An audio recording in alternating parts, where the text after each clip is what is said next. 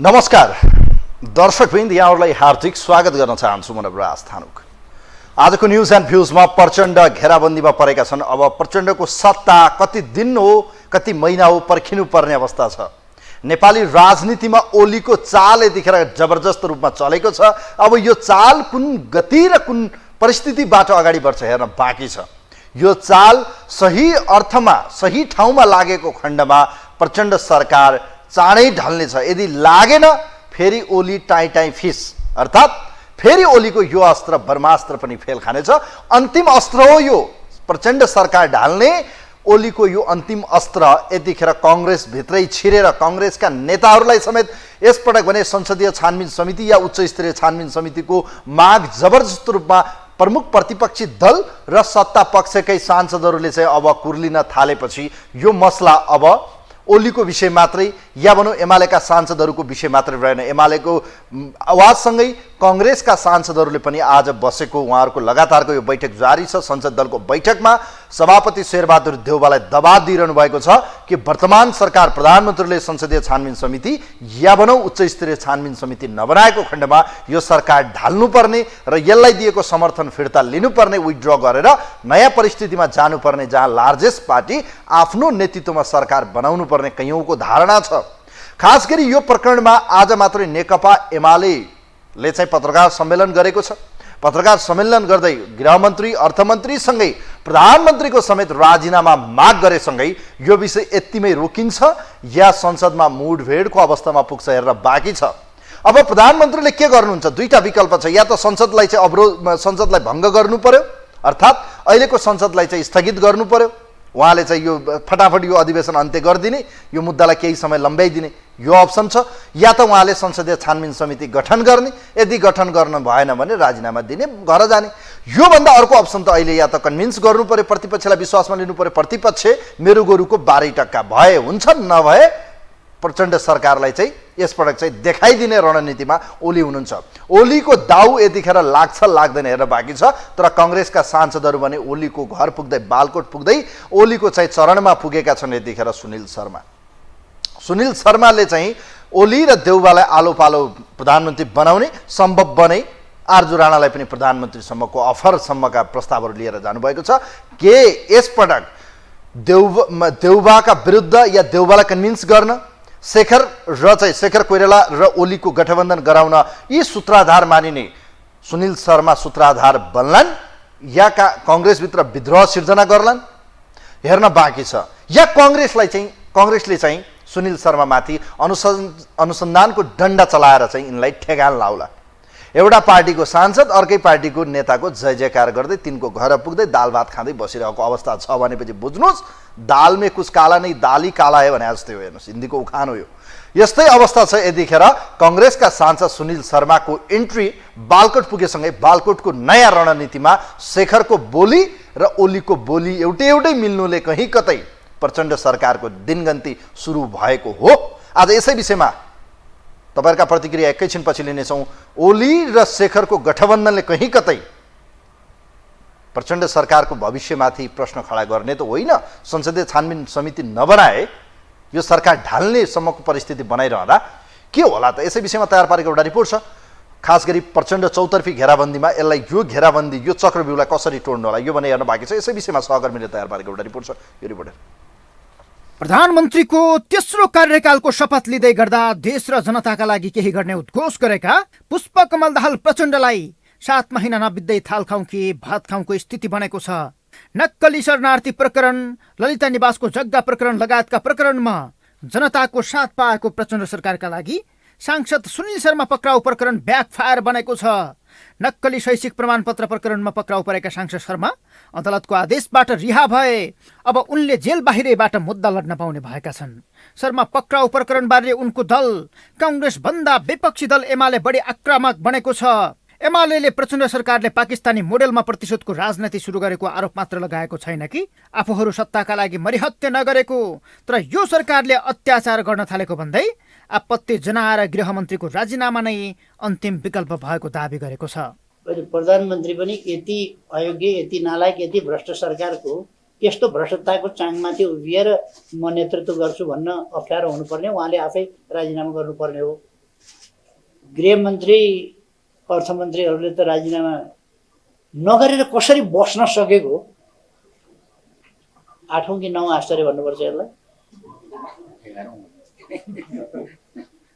यो ठुलो आश्चर्य हो विषय हो। एमाले सरकारले अरू नेताहरूलाई पनि फसाउने भन्दै कांग्रेसलाई समेत सचेत गराएको छ। सत्ता समीकरण फेर्नेसम्मको रणनीति एमालेको छ। तर गत पुस 10 गतेको धोकाबाट एमालेलाई विश्वास गरिहाल्ने स्थितिमा कांग्रेस देखिँदैन। नक्कली भुटानी शरणार्थी प्रकरणमा पूर्व उपप्रधान तथा नेकपा एमालेका नेता टोप बहादुर रायमाझी र नेपाली कांग्रेसका नेता तथा पूर्व गृहमन्त्री बालकृष्ण खाँड पक्राउ परेदेखि नै नयाँ सत्ता समीकरणको चर्चा चुलिएको थियो। विभिन्न काण्डमा राजनैतिक दलका नेताको संलग्नता र गृहमन्त्री नारायण काजी श्रेष्ठको सक्रियताले संशय पैदा गरेको छ। ललिता निवास प्रकरणमा पूर्व प्रधानमन्त्रीहरू माधव कुमार नेपाल र बाबुराम भट्टराई समेत छानबिनको दायरामा आएपछि अन्य पूर्व प्रधानमन्त्रीहरूमाथि पनि जुनसुकै बेला अनुसन्धानको बाटो खुल्नेछ। पहिलो कार्यकाल आवेशमा आएर प्रचण्डले सत्ता छोडेका थिए। दोस्रो कार्यकाल उनी आफैका लागि प्रेसना लायक त बन्यो। तेस्रो कार्यकालमा भने प्रचण्डले नेपाली राजनीतिमा तरङ्ग ल्याउने काम गरेका छन्। पहिलो र दोस्रो कार्यकालबाट पाठ सिकेर पनि हुन सक्छ।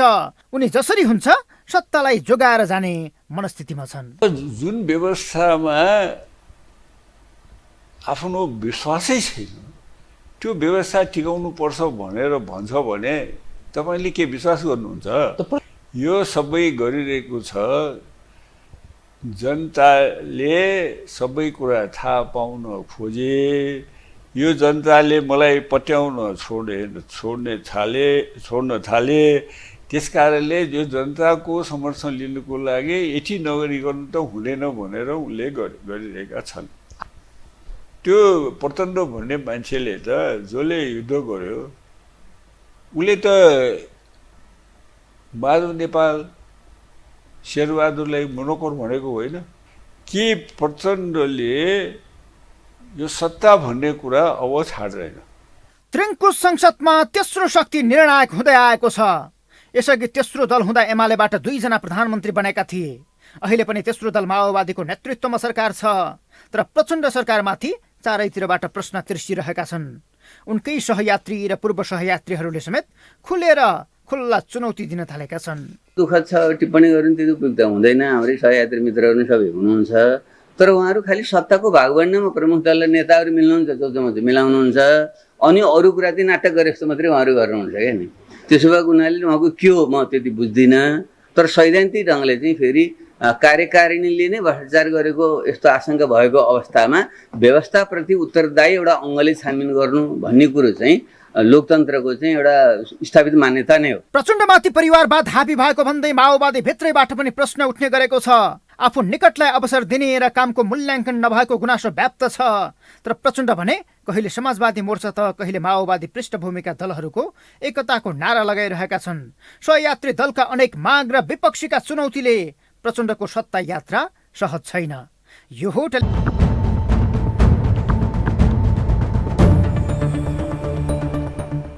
दर्शकबिन, सत्ताका माहिर खेलाडी प्रधानमन्त्री पुष्पकमल दाहाल प्रचण्ड यसपटक भने यो दाउपेचलाई कसरी ह्यान्डल गर्नुहुन्छ हेर्न बाँकी छ।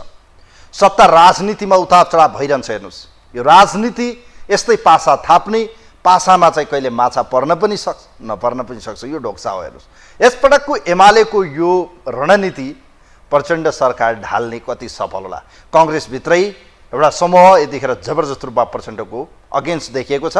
न्यू हो सुन प्रकरणको चाहिँ उच्च स्तरीय छानबिन समिति। यो छानबिन समिति बनाउने नबनाउने सरकारको हातको विषय हो।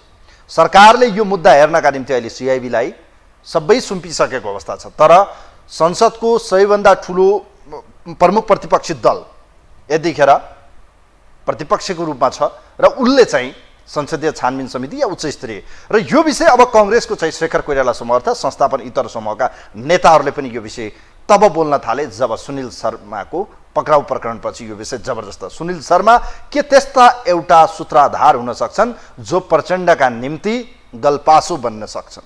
यो अस्त्र हो ओली र चाहिँ देउबाको कहीँ कतै कनेक्सन मिलाइदिने, शेखरलाई मिलाइदिने, या भनौँ यो परिस्थितिबाट नयाँ सत्ता समीकरण बनाइदिन्छन् कि आशा मात्रै। तर प्रचण्ड फेरि माहिर खेलाडी हुने। हेर्नुहोस्, पुस 10 को जस्तै फेरि रातारात ओली प्रचण्ड नमिल्लान् भनेर कसैले अनुमान गरेको छ भने त्यो मूर्खता हुनेछ। नेपालको राजनीतिमा सबै कुरा सम्भव छ र यतिको चालबाजी देउबाले राम्रैसँग बुझेका छन्। तसर्थ यथास्थितिमा देउबा यो मुभ गर्ने अवस्थामा म चाहिँ देख्दिनँ।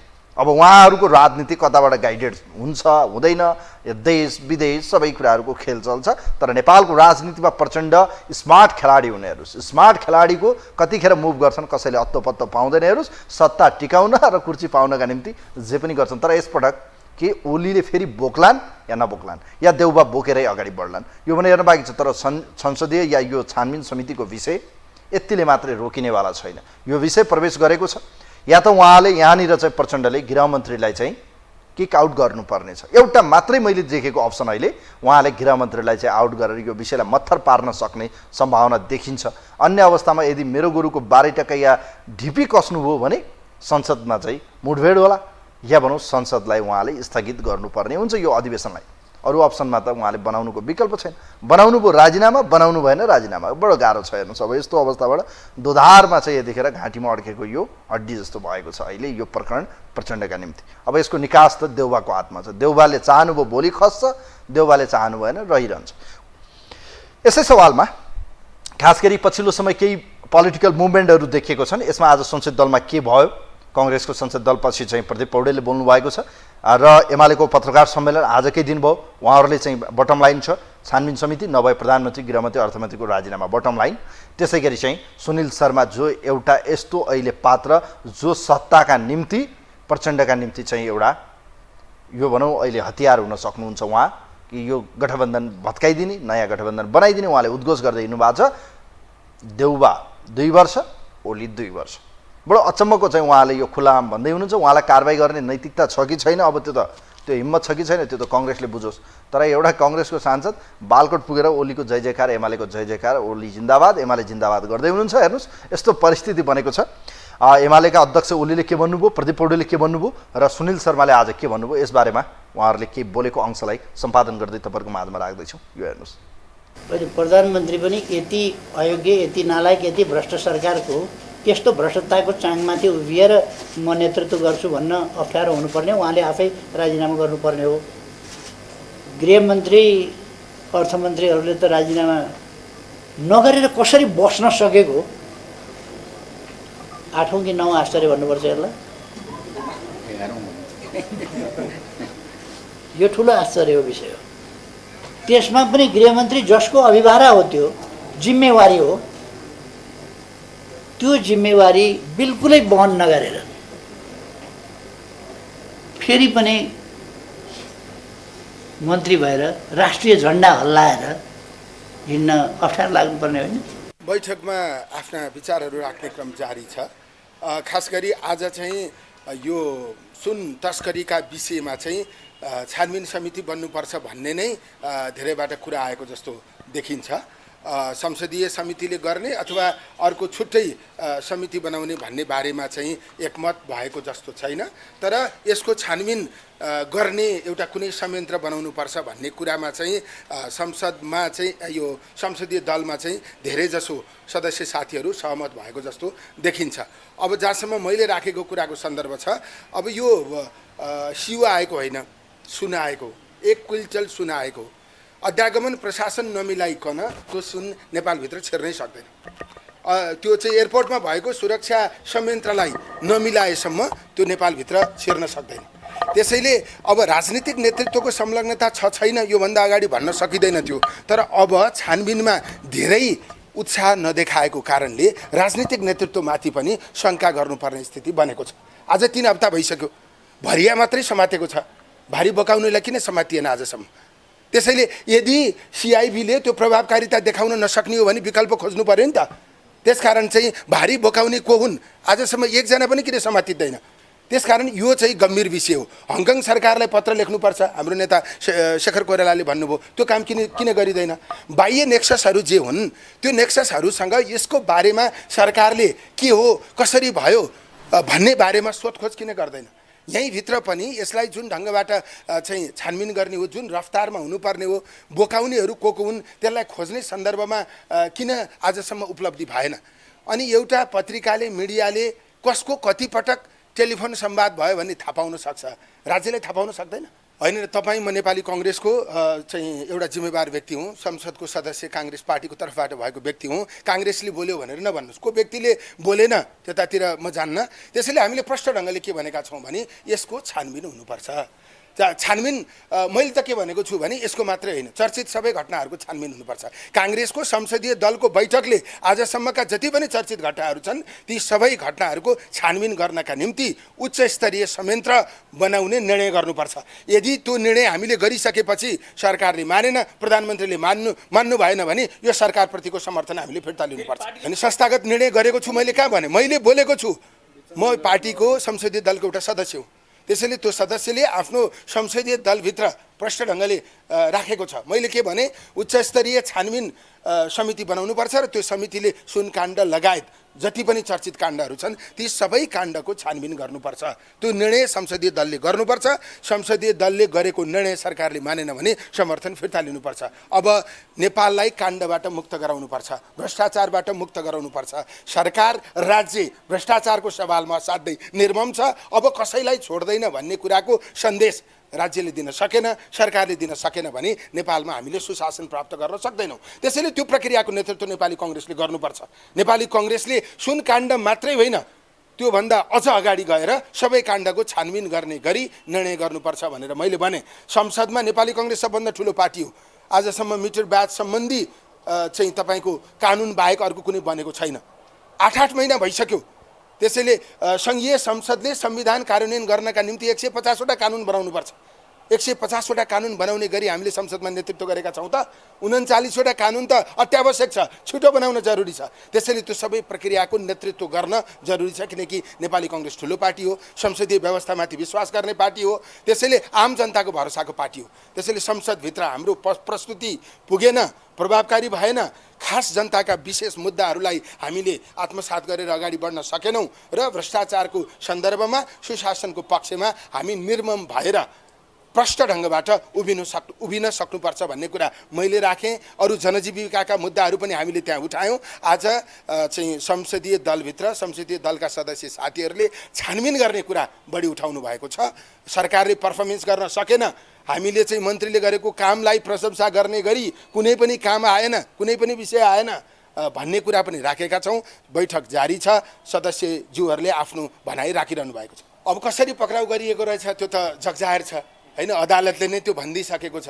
उहाँलाई के अभियोजन लगाइएको थियो, त्यस्तो अभियोजनमा पक्राउ गरिन्छ। त्योभन्दा गम्भीर आरोप लागेकाहरूलाई किन छोडिन्छ? त्यसैले कसैलाई छोड्नुपर्छ भन्ने हाम्रो भनाइ होइन। गलत गर्ने सबैलाई चाहिँ कारबाही गरिनुपर्छ, छानबिनको दायरामा ल्याउनुपर्छ। तर राज्य सुनिलजीको अभियोजनमा त्यति चाहिँ सक्रिय छ। त्योभन्दा गम्भीर अभियोजन लागेको, प्रमाणहरू जुटेको विषयमा चाहिँ राज्य किन निरपेक्ष छ, किन निष्क्रिय छ? त्यस आधारमा पूर्वाग्रह भएको त होइन। मैले मात्र होइन, आम मानिसले भनिरहेको स्थिति छ। मेरो साथी हो सुनिलजी, हामी काङ्ग्रेसका सदस्य हौँ। त्यसैले मैले मात्र होइन, आम मान्छेले भनिरहेको स्थिति छ। त्यसकारण हाम्रो भनाइ के हो भने भ्रष्टाचारको सन्दर्भमा सरकार निर्मम हुनुपर्छ। त्यसमा पार्टी हुँदैन, त्यसमा साथी हुँदैन। त्यो भ्रष्टाचार भनेको पार्टीको, साथीको, सबैको शत्रु हो। जो भयो भने त्यसमा छोड्नु हुँदैन। होइन, त्यो मैले तपाईँलाई भनिरहनुपर्छ र? त्यो हो भन्ने कुरा चाहिँ त एक ढङ्गबाट पुष्टि भएन र? त्यसकारण मैले खालि त्यो केससँग म जान चाहन्न। त्यसलाई त अदालतले नै भनिसक्यो नि होइन, उहाँको के कमी कमजोरी छ त्यसको अझै छानबिन गर्नुपर्छ होला, त्यो एउटा विषय भयो। तर यति नै बेला त्यो किन गरियो? फेरि त्यो कति गम्भीर रहेछ त्यो पनि देखियो होइन। त्योभन्दा अझ गम्भीर गहिराइमा गएर खोतल्नु पर्ने विषयहरूमा सरकार त्यही विषय जस्तो गरी गम्भीर किन नभएको? यहाँनिर प्रश्न त्यो हो। त्यसैले सरकारले आफ्नो उपलब्धि के भनिरहेको छ? भ्रष्टाचार विरुद्ध हामी सशक्त ढङ्गबाट अगाडि बढेका छौँ। हामीलाई साथ दिनुहोस्, सहयोग गर्नुहोस्। खोइ त सुनकाण्ड 3 हप्ता भइसक्यो। तपाईँकै पार्टीसँग जोडिएका थुप्रै मान्छेहरूको नाम आइरहेको छ। गरेर देखाइदिनुहोस् न, अनि बल्ल पत्याउँछौँ। साँच्चै गरेर देखाइदिनुहोस्। हामीलाई हाम्रा जोगाउनुपर्छ भनेको होइन। हाम्रा पनि गलत गरेका छन् पनि पर्नुपर्छ, जति गलत गरेका छन् सबै पर्नुपर्छ। तर प्रधानमन्त्रीज्यूले त आफ्ना बाहेक अरूलाई मात्रै गर्न खोजेको जस्तो देखियो नि। त्यसैले सबैलाई गर्नुहोस्, हामी सहयोग गर्छौँ। होइन पूर्वाग्रह राख्ने हो भने तपाईँ प्रधानमन्त्री तपाईँको कारणले भएको होइन, हाम्रो कारणले भएको। त्यसकारण त्यो सन्दर्भमा हामी छलफल गरिरहेका छौँ, हामी सन्तुष्ट छैनौँ। हाम्रो पार्टीको आज संसदीय दलको मिटिङ थियो र मैले चाहिँ म एरेस्ट भएको विषयमा पार्टीका नेताहरूलाई ब्रिफिङ गरेँ होइन। र अर्को कुरा चाहिँ मैले मेरो पार्टी नेपाली काङ्ग्रेसको पार्टीको सबै सभासदहरूले मलाई दुःखको समयमा गर्नुभएको साथ सहयोगमा चाहिँ मैले उहाँहरूलाई धन्यवाद ज्ञापन गरेँ र मैले आफ्ना कुराहरू निर्धक्कता साथ मैले राखेँ। र विशेष त तपाईँलाई खोजेको चिज के हो भने तपाईँहरूले यो मेरो जुन स्ट्यान्ड छ त्यो के हो भन्ने होला होइन, मुख्य त त्यही नै हो। मैले मेरो स्ट्यान्डलाई कायमै राखेर मैले के भनेको छु भने सचेतकज्यूले अस्ति लास्ट टाइम पनि बोल्न नदिएको कारणले त्यो दुर्घटना भएको र मलाई सचेतकज्यूले बोल्न दिनु भएन भोलि भने म त्यहाँभित्र पनि विद्रोह गर्छु भनेको छु। संसद दलमा राखेको छु मैले, विद्रोह गर्न पाइँदैन भन्ने कुरा पनि आएको छ। तर मैले भनेको छु तपाईँले मलाई कारबाही नगर्नु होला होइन। मैले आग्रह गर्नु पऱ्यो मेरो नेताहरूलाई होइन, मेरो नेताहरूलाई मैले आग्रह गरेँ। मैले चाहिँ मलाई बोल्न दिएन, प्रतिबन्ध लगाइयो, मेरो मुख थुनियो भने मैले चाहिँ म बोल्छु, मेरा कुराहरू निर्वाध रूपमा राख्छु भनेर मैले भने। र अहिलेको चाहिँ कुरा त्यही हो, भोलि राखिन्छ, चिन्ता नगर्नुहोस्। अनि यसो तपाईँहरूले के छ भने तपाईँहरूले मिडियाका साथीहरूले चाहिँ आम जनमानसमा भ्रम हुने तरिकाले दिनु भएन क्या कुरा। के छ मलाई म जुन बेला एरेस्ट भएँ नि आतङ्ककारी हिसाबले यो आतङ्ककारी सरकार भन्छु म त। अझ मैले संसदीय दलमा पनि त्यही सम्बोधन गरेको छु, यो सरकार आतङ्ककारी हो, हामी पनि छौँ। तर मलाई सरकारमा भएको फिल भएको छैन भनेको छु मैले भित्र है, यो बाहिर पनि भन्छु म। यो आतङ्ककारी सरकारले मलाई जसरी बिना पक्राउ पुर्जी एरेस्ट गर्यो र घन्टौँसम्म मैले झगडा गरिसकेपछि मात्र पुर्जी जुन इस्यु गरियो र त्यसमा थुनामा राख्ने पुर्जी भोलिपल्ट मात्रै दिइयो जुन आफैमा गैर कानुनी छ, र एउटा इस्युमा मलाई तेस्रोपल्ट पक्रियो जुन आफैमा गैर कानुनी छ। त्यस कारणले गर्दाखेरि यो आतङ्ककारी सरकारलाई सकेसम्म चाँडो यसलाई बिदा गर्नुपर्छ भन्ने नै हाम्रो। र मैले आफ्नो कुरा राख्छु नि भनेको छु। मैले अर्को कुरा नि भन्छु, मैले के भन्छु भने तपाईँहरूलाई मैले के कुरा राखेँ भने अब त्यहाँ त अर्थमन्त्रीज्यूले नै आफ्नो कुरा राख्नुभयो होइन, बलायर दाइले क्वेसन गर्नुभयो, उहाँहरू दुइटै मिटिङ छोडेर हिँड्नुभयो, हिँड्न चाहिँ होइन। मैले त्यो पनि मैले आपत्ति जनाएको छु कि यसरी चाहिँ कुरा राख्ने स्टन्ट गृहमन्त्रीले जस्तै स्टन्टबाजी गर्ने होइन। अनि त्यहाँबाट चाहिँ आफूले सोधेको प्रश्न अथवा आफूले च्यालेन्ज गरेको विषयमा उत्तर नसुनिकन हिँड्ने प्रक्रिया राम्रो होइन पनि भनेको छु। र बलायर दाइहरू त हिँड्नुभयो, हिँडेपछि मैले भने कि जनताले हामीलाई कुरी गर्ने अवस्था छ कि छैन। किनभने भन्सारको चिफ अर्थमन्त्री होइन, त्यहाँको चाहिँ सबै संरचनाको संयन्त्रको चाहिँ पुलिसको चिफ चाहिँ सुरक्षाको चिफ चाहिँ गृहमन्त्री। अनि हामीले थाहा छैन भन्दाखेरि जनताले पत्याउँछ भनेर यो कुरा मैले निर्धक्कताका साथ भित्र पनि राख्छु, बाहिर पनि राख्छु। यो मेरो आवाज जारी रहन्छ। बिस्तारो त्यो ठाउँमा ढाल्ने नढाल्ने भन्दा पनि हामी त लार्जेस्ट पार्टी हो नि, हाम्रो त शेरबहादुरलाई प्रधानमन्त्री बनाएर अगाडि जानुपर्छ भन्ने न हो, सिधा दायाँ बायाँ कुरै छैन।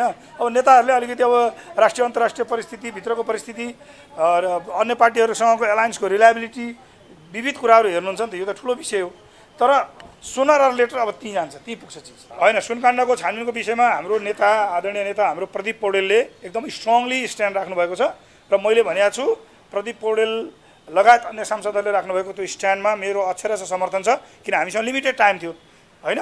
त्यस कारणले सुनकाण्डको मात्रै होइन, यी विगतका सम्पूर्ण काण्डहरूको बारेमा एउटा छानबिन समिति, स्ट्रङ समिति बनाउनुपर्छ भनेर भनिरहेको छ। र मैले त अझ के थपेको छु भने हामीले लोकपाल विधेयक भनेको चाहिँ प्रधानमन्त्री अथवा राष्ट्रपतिले करप्सन गर्यो भने चाहिँ के गर्ने होइन, तिनीहरूलाई पनि कठघरामा उभ्याउन सक्ने शक्तिशाली आयोगको निर्माण गर्ने कुरा नेपाली काङ्ग्रेसको एजेन्डा बन्नुपर्छ भनेर मैले राखेको छु।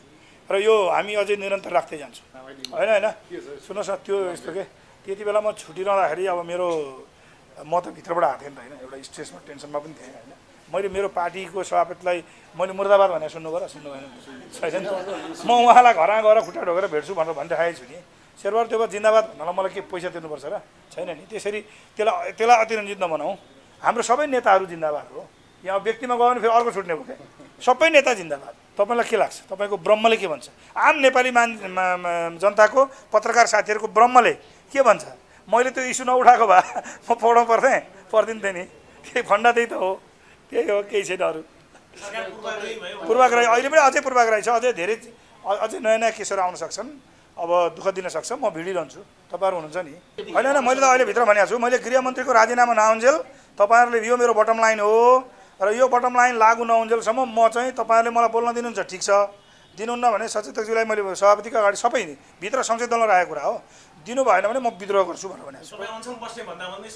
विद्रोह त्यो होइन त, त्यहाँ जान्छ नि त, त्यही पुग्छ। अहिले त यसो नि अहिले के छ भने हेर्नुहोस् है साथीहरू, अहिले के छ भने त्यो चाहिँ हाम्रो संवैधानिक अधिकार बाँकी नै छ नि त।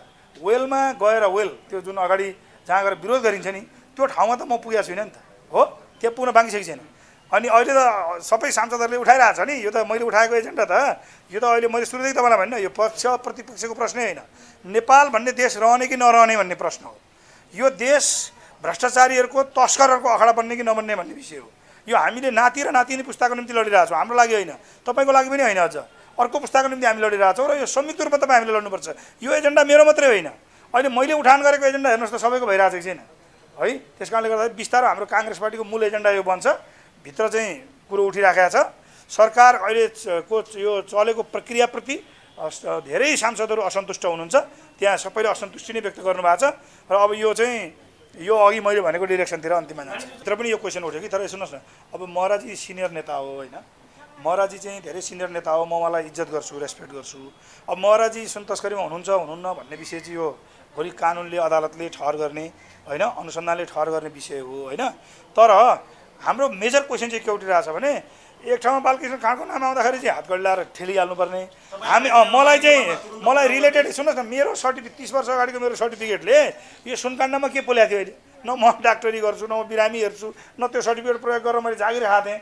अनि मलाई चाहिँ लगाएर कटखडामा हाल्ने, अनि उहाँहरूका चाहिँ 246 पल्ट कल हुँदाखेरि पनि किन एरेस्ट गरिएको छैन भनेर यो तमाम नेपाली जनताले कुरी गरिरहेको अवस्था हो कि, कुरी भने बुझ्नुहुन्छ नि तपाईँहरू है। त्यस कारणले गर्दाखेरि हो यिनीहरू हो नि त, यो चाहिँ आतङ्ककारी सरकार हो। यी गृहमन्त्री चाहिँ उत्तर कोरियाको जस्तो आतङ्ककारी शासन लागू गरिरहेछन्, यिनले राजीनामा गर्नुपर्छ, यो हाम्रो बटम लाइन हो। मृत्यु हुन्जेलसम्म हामी लड्छौँ भनेको त्यसै छैन नि त, हामी त प्रजातन्त्रवादी हौँ नि, यस्तो शासनमा कहाँ चाहिँ हामी बस्न सक्दैनौँ नि त, कहाँ टिक्छ यस्तो शासन, टिक्दैन। तपाईँहरू ढुक्काउनुहोस्, कति घन्टा कति दिन भन्ने मात्रै हो, गृहमन्त्रीले राजीनामा गर्नुपर्छ।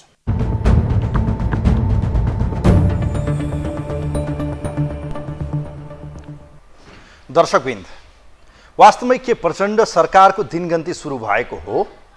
सत्ता गठबन्धनभित्रैबाट आज प्रचण्ड सरकारको विरोध पनि भइरहेको छ। आतङ्ककारी सरकार भनिरहेका छन्। अनि ती सांसद तिनै पार्टीको सांसद जुन पार्टी आज सत्तारूढ दल अर्थात् सत्ता घटकको एउटा मेजर दल नेपाली कङ्ग्रेसका सांसद हुन्। अब परिस्थिति के बन्छ हेर्न बाँकी छ। प्रधानमन्त्रीज्यूले खास गरी अहिलेको गृहमन्त्रीलाई हटाएर बलिको बोका बनाएर फेस सेभ गर्ने या संसदीय छानबिन समिति बनाएर आफ्नै खुट्टामा बन्चुरो हान्ने, या बनाऊ यथास्थितिबाट चाहिँ मजाले राजीनामा दिने, मलाई काम गर्ने वातावरण भएन, जनताको बिचमा जाने, के गर्नु होला त्यो भने हेर्न बाँकी छ। समयको नेटो काट्दैछ, 8 महिना बितेछ, अझै 1 महिना बाँकी छ उहाँको कार्यकाल, 9 महिना विगतको हिस्ट्री। अब यो परिस्थितिबाट यसपटक भने उहाँले 9 महिना क्रस गर्नुहुन्छ हुँदैन, खेल सुरु भइसकेको छ। सत्ता गठबन्धनभित्रैबाट प्रचण्ड सरकार ढाल्नका निम्ति ओली शेखर कोइराला गठबन्धन बन्ने सम्भावनाको सूत्रधार हुन् अहिले सुनिल शर्मा। ओली वाह भन्दै जय जयकार गरिरहनु भएको छ। उहाँलाई अनुशासनको डन्डा या कारबाही कङ्ग्रेसमा छ या छैन, यो पनि एउटा प्रश्न कङ्ग्रेसी जनहरूले गरिरहनु भएको छ। भलै जेसुकै होस्, तर प्रचण्ड सरकारले पछिल्लो समय चालेका कदमका विषयलाई लिएर जनस्तरबाट हेर्ने हो भने वाहवाही छ, स्याबासी छ र प्रचण्ड सरकारप्रति जनआस्था र जनविश्वास बढेको छ। तर यस्तै परिस्थिति र यथास्थितिमा सरकार ढल्यो भने पनि प्रचण्ड सरकारले गुमाउनु पर्ने केही छैन, सबै कुरा ठिकठाकै छ। तर यहाँबाट चाहिँ सत्ता बचाउने खेललाई बढी नै दाउपेच र चाहिँ लेना देना गर्नुभयो भने भलै म आज सुनिरहेको छु, आज त एउटा निर्णय पनि आइसक्यो, अमरलाल मोदी चाहिँ ब्याक हुनुभयो, उहाँलाई विथड्र गरियो, सरकारबाट फिर्ता बोलाइयो र चाहिँ अब खास गरी चाहिँ जनमत पार्टी सरकारमा जाने भएको छ। अब सत्ता बचाउने खेल त चलिरहन्छ, तर यो सबै कुराको चाहिँ टेको भनेको शेरबहादुर देउवाले नचाहँदासम्म यो सरकार ढल्दैन। देउवाले चाहेको सेकेन्ड भरमै चाहिँ यो सरकार गार्ल्याम गुर्लुम ढल्नेछ। तर अब जे छ देउवाकै हातमा छ। तर देउवा फेरि यसपटक यो गल्ती गर्छन् या फेरि यो चलाकी गर्छन् त्यो त हेर्नु बाँकी छ। छोड्नुभयो, विथड्र गर्नुभयो, प्रधानमन्त्री बन्नु होला, तर प्रधानमन्त्री बन्ने दाउमा ओली र फेरि चाहिँ प्रचण्ड मिल्यो भने फेरि गयो खेल खतम। हस्, आजलाई यही बिटमा छु। कार्यक्रमको यो विशेष श्रृङ्खला हेरिदिनु भयो, धन्यवाद दिँदै म पनि बिदा हुन्छु। नमस्कार।